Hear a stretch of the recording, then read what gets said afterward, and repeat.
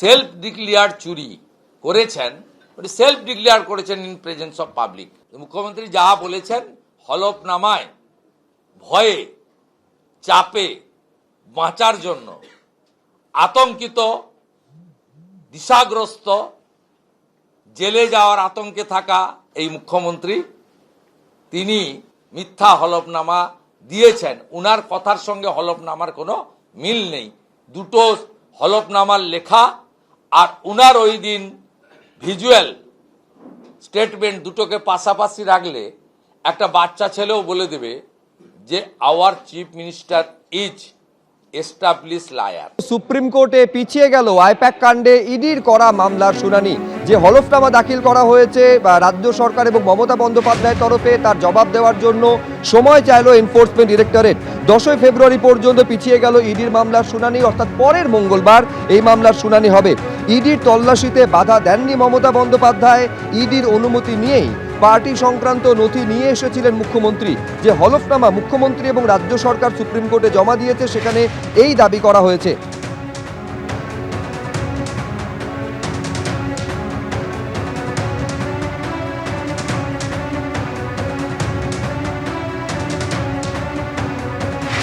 এর আগে 15 জানুয়ারি সুপ্রিম কোর্টে সলিসিটর জেনারেল তুষার মেহতা বলেছিলেন, ইডির কাছে তথ্য ছিল, ঘটনাস্থলে প্রমাণ ও গুরুত্বপূর্ণ জিনিস রয়েছে। তারা স্থানীয় পুলিশকে বিষয়টি জানিয়ে সেখানে যায়। মুখ্যমন্ত্রী ডিজি এবং ডিসিকে সঙ্গে নিয়ে সেখানে আসেন। তারা সেখান থেকে জিনিসপত্রগুলো নিয়ে যান, যা চুরির মতো অপরাধের শামিল। মুখ্যমন্ত্রী একজন ইডি অফিসারের মোবাইল ফোন সহ সবকিছু নিয়ে যান। রাজ্য পুলিশ এবং মুখ্যমন্ত্রী কি এটা করতে পারেন?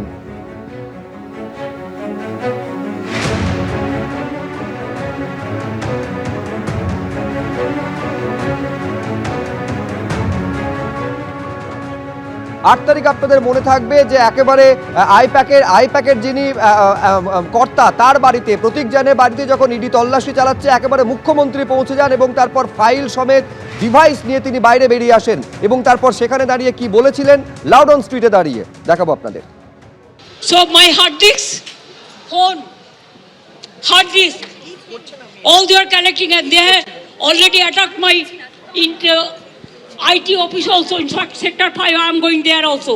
Did he raided my IT sector office to collect all of our party hard disk,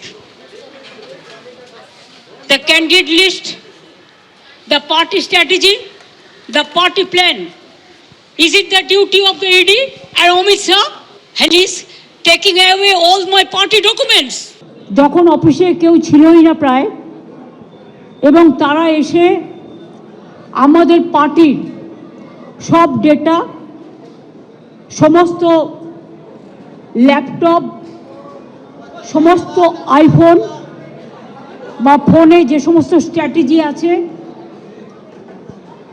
ইলেকশনের, ইনক্লুডিং SIR, আমাদের কাজ চলছে।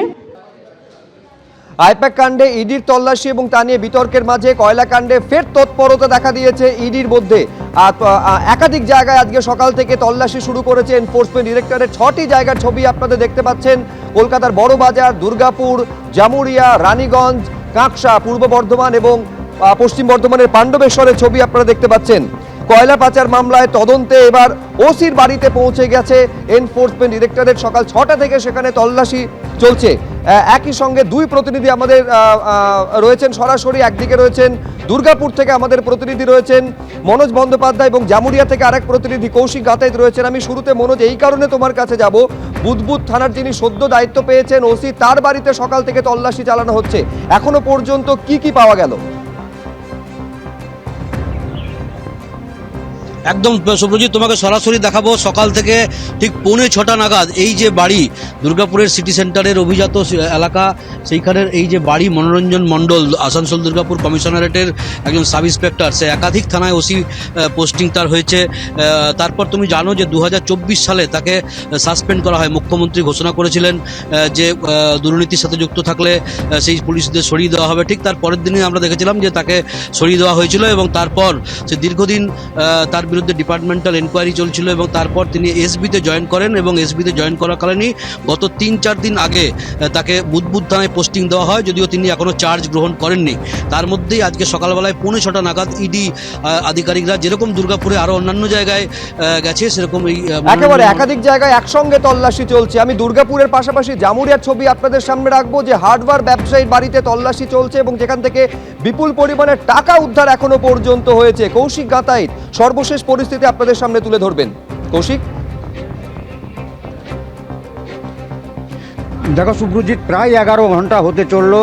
প্রসূনকে বলব, এই যে বাড়িটা, এই বাড়ির ভেতরে কিন্তু রয়েছেন ইডির 10 থেকে 12 জন আধিকারিক, রয়েছে কেন্দ্রীয় বাহিনীর জওয়ানরা। এখনও পর্যন্ত কিন্তু তল্লাশি অভিযান শেষ হয়নি। এর মাঝে এক দফায় 3টি বস্তাতে করে টাকা এবং কিছু সোনার গয়না এখান থেকে স্থানীয় যে এসবিআইয়ের ব্রাঞ্চ রয়েছে সেখানে নিয়ে যাওয়া হয়েছে বলে ইডি সূত্রে জানতে পারছি। কিন্তু তারপরও সেই টিমটা আবার ফিরে আসার পরে আবার নতুন করে তল্লাশির কাজ শুরু হয়েছে এবং যেটা জানা যাচ্ছে যে এই অমিত বানসাল, যার মূল কাজ ছিল হাওয়ালার মাধ্যমে বিভিন্ন জনকে টাকা পাঠানো, না যে এখানে একটা অলিখিত নিয়ম চালু ছিল।